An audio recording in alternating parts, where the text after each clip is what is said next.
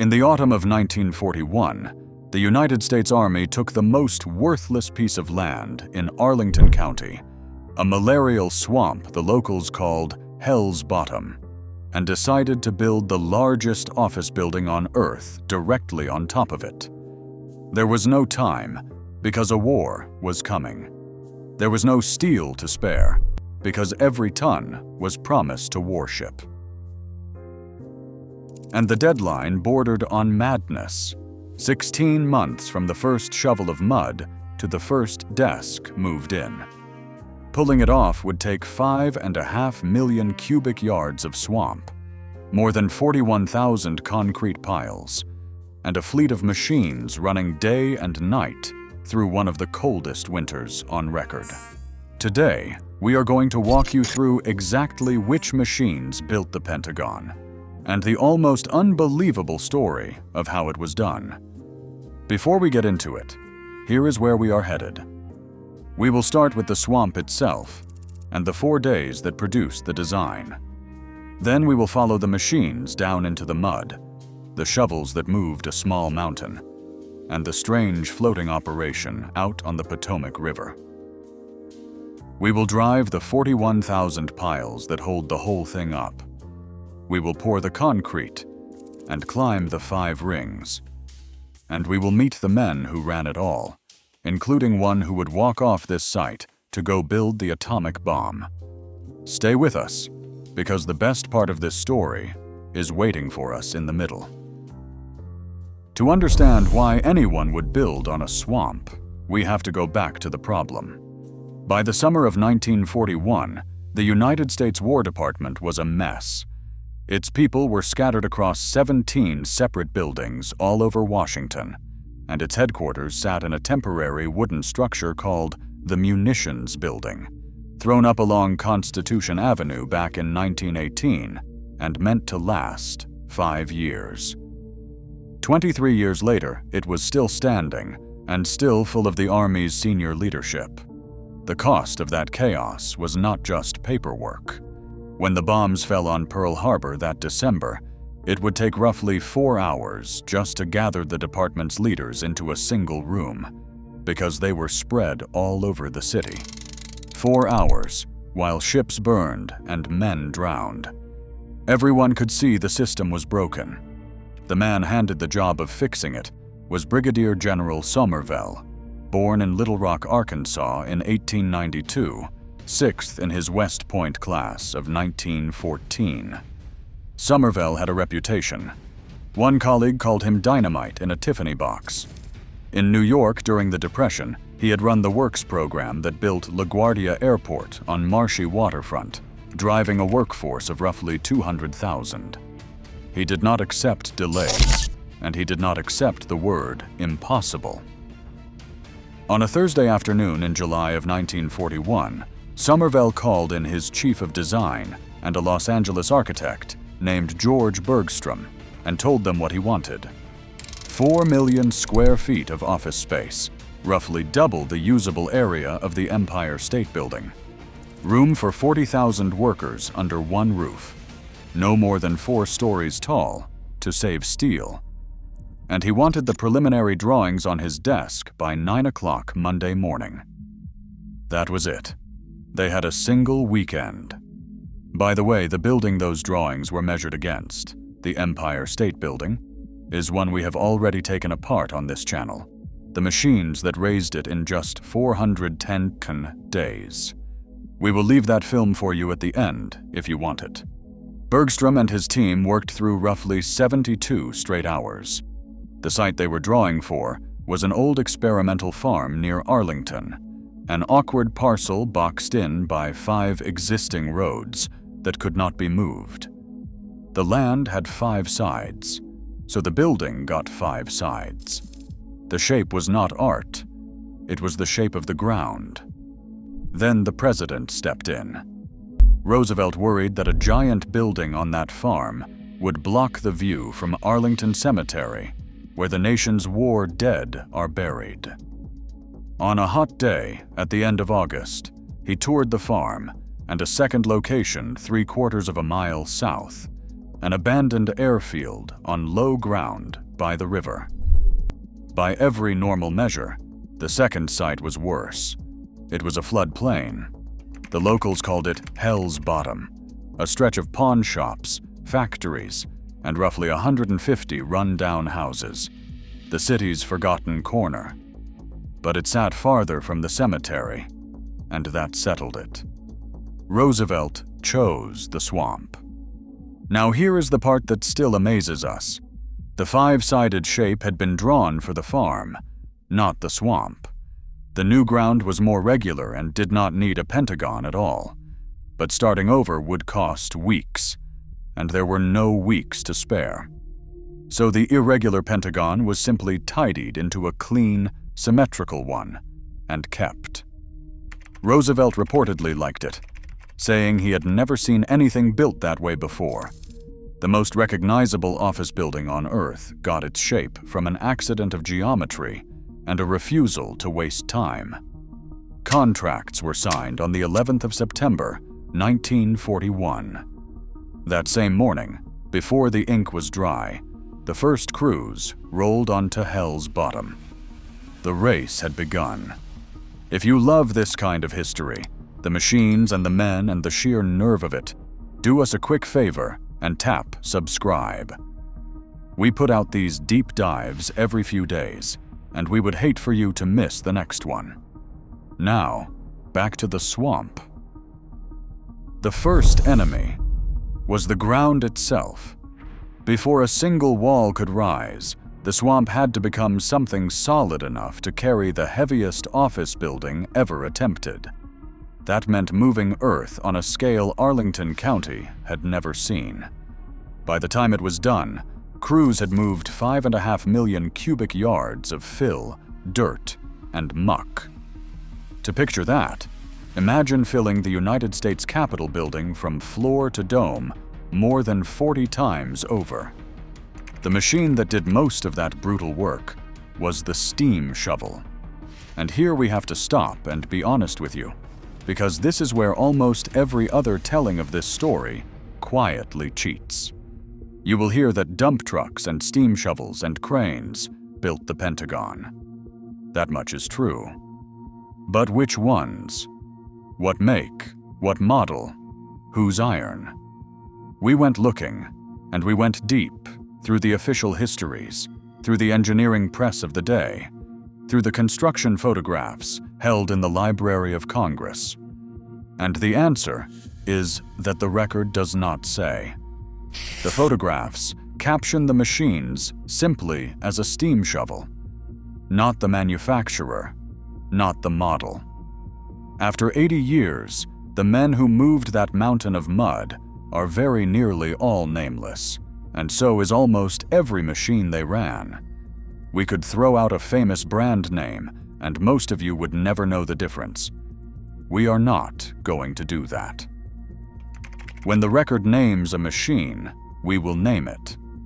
When it does not, we will tell you so. You deserve the truth, not a confident guess. What we can tell you is the method, and the method was relentless. The soil tests came back worse than anyone feared. Beneath the surface lay as much as 40 feet of soft, waterlogged clay and peat, far too weak to hold the weight of what was coming. 2 long retaining walls of reinforced concrete were built to hold back the higher ground. And convoys of dump trucks ran around the clock, hauling fill in and grading it foot by foot, 7 days a week, while the level of the whole site slowly rose up out of the floodplain. But all that concrete to come needed sand and gravel, a staggering amount of it, roughly 680,000 tons. Trucking that in from distant quarries would have been slow and expensive, and slow was the one thing they could not afford. So the engineers looked at the river running right past the site, and they did something that sounds almost like piracy. They dredged the sand and gravel straight up out of the bottom of the Potomac River. Floating dredges pulled the raw material off the riverbed, and barges carried it the short distance to the construction site. And here is one of our favorite details from the entire project. Barges of gravel were already moving up that river, sold to private customers upstream. So officers from the project went out in boats, met those loaded barges on the water, and requisitioned the gravel on the spot. They simply took it, right there on the river, because there was a war on, and the Pentagon came first. You will not find that in most documentaries. We spent weeks on this one, and that is exactly the kind of thing that makes the digging worth it. By the start of December 1941, 4,000 workers were on the site, and the swamp was finally starting to look like solid ground. But solid ground was not enough. To hold the Pentagon, they were going to have to reach down into the earth and grow a forest of concrete underneath it. The solution was a pile foundation, and the numbers are hard to believe even now. 41,492 concrete piles were driven into the Hell's Bottom muck. Each one ran between 27 and 45 feet long. Laid end to end, they would stretch more than 200 miles, roughly the distance from Washington all the way to New York City. All of it buried, all of it invisible, all of it holding up that building to this very day. Why concrete piles, and not wood or steel? Both of the usual choices were off the table. Wood would rot in that high water table, and wood was also back-ordered for months. Steel was needed for warships and tanks, and could not be spared. So the answer was concrete, cast in place, driven down until the ground simply would not take any more. Engineers call that driving to refusal. The pile is hammered deeper and deeper until each massive blow barely moves it, and only then is it judged strong enough to trust. The pile driving started the day after the groundbreaking. Think about that for a second. One day to sign the contracts and break ground, and on the very next day the hammers were already pounding. Their steady rhythmic thud rolled across Arlington County day and night, so constant that people nearby said they stopped hearing it. As for the rigs and the hammers themselves, the system was the kind pioneered by the great cast-in-place pile companies of the era, driven by steam, not diesel, since the diesel pile hammer was still years away in America. The exact make running on that site is not something the record hands us, and so, once again, we will not pretend that it does. The officer driving this work, and driving the men, was a colonel named Leslie Groves. Hold on to that name, because he is going to matter enormously by the end of this story. Groves was a large man, well over 200 pounds, barrel-chested, with a stare his subordinates found deeply unsettling.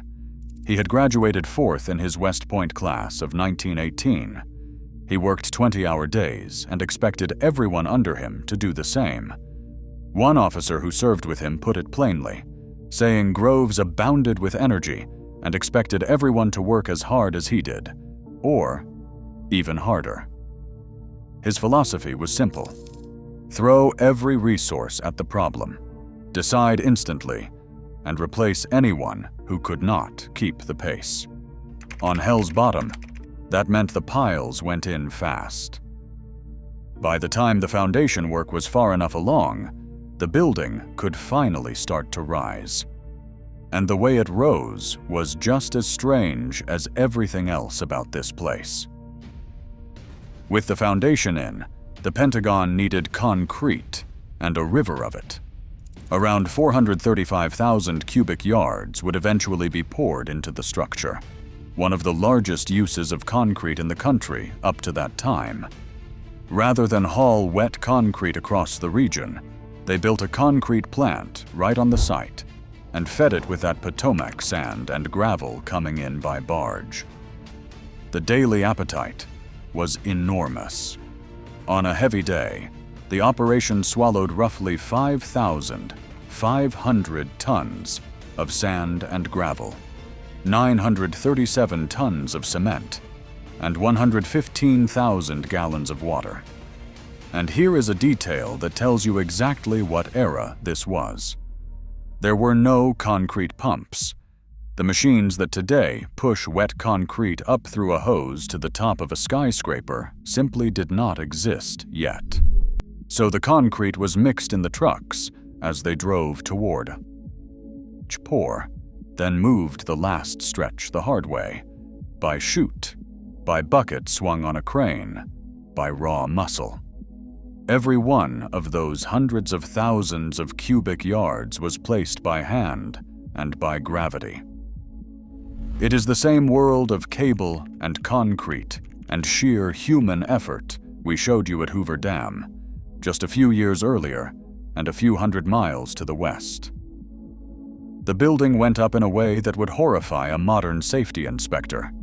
Design and construction happened at the same time. Over 1,000 architects and draftsmen worked in a converted aircraft hangar nearby, producing drawings around the clock, somewhere around 2.5 million square feet of drawings before it was over. Runners carried the fresh blueprints out to the crews. Sometimes the construction actually got ahead of the design. Crews would reach a section, find the final drawings had not arrived yet, make an educated guess based on what they had already built, pour the concrete, and hope the official plans matched when they finally showed up. Given the deadline, tearing the work back out and starting over almost never happened. The Pentagon was built in 5 separate sections, one for each side, so different crews could work all 5 faces at once. As soon as a section had its walls and its roof and its basic systems, it was declared good enough to use, and people moved in while construction roared on right next door. The first workers moved into the building at the end of April 1942, barely 7 months after groundbreaking, with the upper floors still unfinished above their heads. Generals held meetings in finished conference rooms while welders worked 2 corridors away, and concrete was poured 1 floor up, separated from their desks by little more than a sheet of temporary plywood. If these are the kinds of stories you came for, the strange, human, hard-won details of how big things actually get built, then we want to ask you one small thing. Making each of these films takes us days of digging through archives and engineering records, the kind of work you have been watching the results of all the way through this video. If you would like to help us keep doing it, there is a link in the description where you can buy us a coffee. It is entirely up to you, and it genuinely keeps these documentaries coming. Either way, we are grateful you are here. Now let us climb the building. The war shaped every material choice. Steel was rationed so tightly that the engineers designed around it wherever they possibly could. The most famous example is how people move between floors. The original plans called for elevators, but elevators meant tons of structural steel for the shafts and the machinery. So Groves had them stripped out and replaced with long concrete ramps that spiral gently between the levels. The building did get 13 elevators, but in the beginning, those were for freight only. The people kiss the ramps. Those gentle ramps became the Pentagon's signature on the inside, and they saved a remarkable amount of steel, somewhere between 38,000 and 43,000 tons, depending on which wartime ledger you trust, which is roughly enough to build an entire battleship. The one place steel held its ground was the windows, and it set off a real fight. Steel window makers and wood window makers each wanted the contract, each had friends in Congress, and the bidding had to be run more than once after the losers raised an uproar. In the end, steel won, and more than 7,000 windows went in framed in steel. On the outside, the building was dressed in limestone, the same prestigious stone that faces the Empire State Building, cut to size at the quarry and delivered in careful sequence because there was no room on the cramped site to store any extra. Roosevelt had banned marble entirely. He wanted this building to look like work, not like a palace. The plan even changed in the middle of construction. A fifth floor was added partway through, in the summer of 1942, which meant roofs that had already been finished on 2 completed sections had to be torn back up and rebuilt to carry the extra height. They did it without breaking stride. The scale of the support systems was a story all its own. The building's electrical load ran higher than that of a small city, fed by its own dedicated power plant on the site. A network of roads ran through the basement, so trucks and supplies could move without ever appearing at the surface. And all around the outside, more than 30 miles of new highway, 21 overpasses, and some of the first cloverleaf interchanges ever built in America went in just to keep the workers and the materials flowing. Years later, that same kind of interchange engineering would reshape the entire country when the interstate highways were built. And we have a film on those machines as well. But in 1942, all of it was pointed at one swamp in Arlington. A project like this needed a builder who would not flinch, and the Army found one in John McShane, a contractor from Philadelphia they called the man who built Washington. By the time he took on the Pentagon, McShane had already built the Jefferson Memorial, Washington National Airport, and the National Naval Medical Center. 2 Virginia firms, the Wise Contracting Company and Doyle and Russell of Richmond, came on as major partners, which also kept the politics smooth back home. These were men who understood Somerville and Groves perfectly. Time mattered more than money, and excuses were not currency. At its peak in the spring of 1942, the site held somewhere between 13,000 and 15,000 workers at once, depending on whose count you read, more than had built the Empire State Building, all of them concentrated on this one place. They worked 3 shifts, all the way around the clock. The day shift started at 7 in the morning, the swing shift at 3 in the afternoon, the night shift at 11, lit by banks of floodlights that turned the site to daylight and could be seen for miles across the river. Feeding them was its own enormous job. 6 cafeterias ran on the site, capable of serving tens of thousands of meals a day, because the work did not stop for lunch. The work did not stop for the weather either. The crews pushed straight through the brutal winter of 1941 and 42, with temperatures dropping below 0. The war did not allow a seasonal pause, so there was none. We have to be straight with you about the human cost, because this audience checks, and rightly so. Building this fast, on this kind of ground, killed people. The best supported figure is that 8 workers died during the construction. Now, you may have heard a darker story, that workers fell into the wet concrete and were sealed inside the walls forever. We looked into it because it gets attached to almost every great concrete project, from Hoover Dam to the Brooklyn Bridge. It is a myth. A body in a concrete pour would create voids and weak spots that engineers would have caught immediately, and it simply did not happen. 8 men died in the ordinary, terrible ways of a rushed wartime site, and they deserve to be remembered as they actually were, not as a campfire legend. There is another part of this story that does not appear in the cheerful versions, and we are going to tell it plainly and then move on. The land and the roads around the Pentagon swallowed a community, a thriving black neighborhood called Queen City, home to more than 900 people, with church roots going back to the 1890s, was taken by the government and cleared to make way for the roads and the parking. Families were given only weeks to leave, and because the neighborhood had no paved streets or running water, the payments they received were low. The site was also built under Virginia's segregation laws, with separate, doubled facilities, until the orders came down to take the signs away.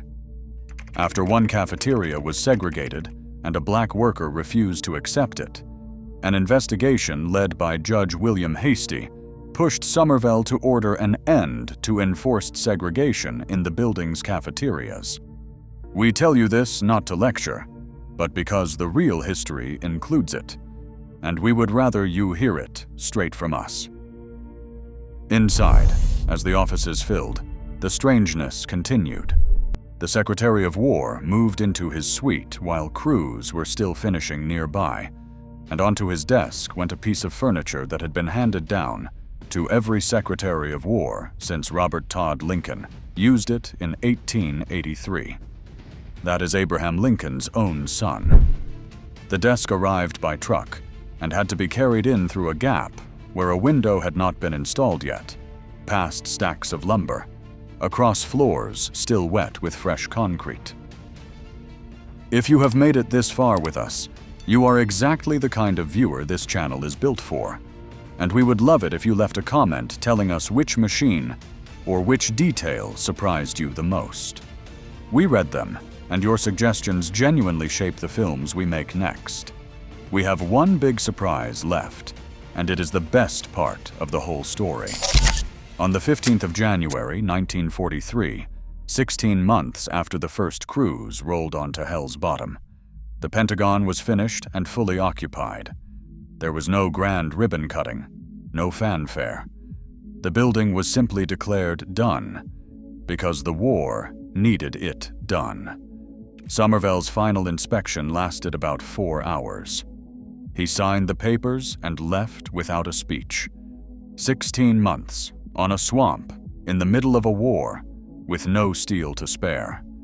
Nothing in American construction had ever moved like that. Now, remember Colonel Groves, the man who drove those 41,000 piles.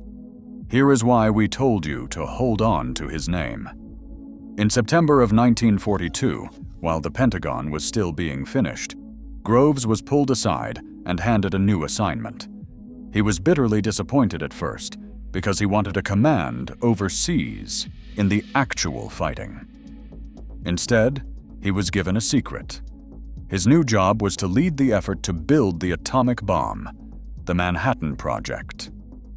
The man who had just learned how to build the impossible on an impossible deadline now had the most impossible deadline of all. He even waited a few days until his promotion to general came through, before taking command, so that the scientists would treat him as a general rather than a promoted colonel. The same relentless drive that had pounded a foundation into a Virginia swamp would soon be aimed at Los Alamos. The Pentagon, in a strange way, had been his training ground, and the building he left behind went straight to work. Within months, its corridors were running a global war. The largest invasion in human history, the D-Day landings at Normandy in 1944, was coordinated out of this building, with orders moving in minutes where they once took hours. The swamp that nobody wanted had become the brain of the Allied war effort. There is one more thread, and it is a haunting one. The Pentagon's groundbreaking fell on the 11th of September, 1941. 60 years later to the day, on the 11th of September, 2001, a hijacked airliner was flown into the building's western wall. 184 people were killed there that day. But the building held. And the reason it held long enough for many to escape goes right back to the machines and the methods we have been talking about. Those concrete columns from the 1940s were wrapped in spiral steel reinforcement, a choice made for ordinary structural reasons at the time. Engineers later credited that old-fashioned spiral steel with keeping the impact zone standing long enough to save lives. The damaged section was rebuilt in under a year, faced with matching Indiana limestone cut so precisely that you cannot find the seam. So here is what we are left with. The most recognizable office building on the planet, a place every one of us has seen 1,000 times, was raised in 16 months out of a malarial swamp by a workforce of 15,000 on a hidden forest of 41,000 concrete piles with gravel pulled and even seized straight from a river. And the strangest part, the part we keep coming back to, is how little of it is named. The men in those construction photographs are almost all anonymous. The machines they ran are captioned simply as a steam shovel. They built one of the most important structures in the modern world, and then the world forgot their names. We cannot give all of them back, but we can at least tell the story straight, and tell it with the respect that it earned. If you made it all the way here, thank you for spending this time with us. It means more than you know. We told you at the start that we would point you to the machines that built the Empire State Building in 410 days. The building the Pentagon was measured against, and you will find that film on the screen right now, along with our deep dive into the deadliest machine at Hoover Dam. If this video earned it, tap the like button so more people discover the channel, and subscribe so you are here with us for the next one. And tell us in the comments which building you want us to take apart next. Until then, this has been the story of the machines that built the Pentagon. We will see you in the next film.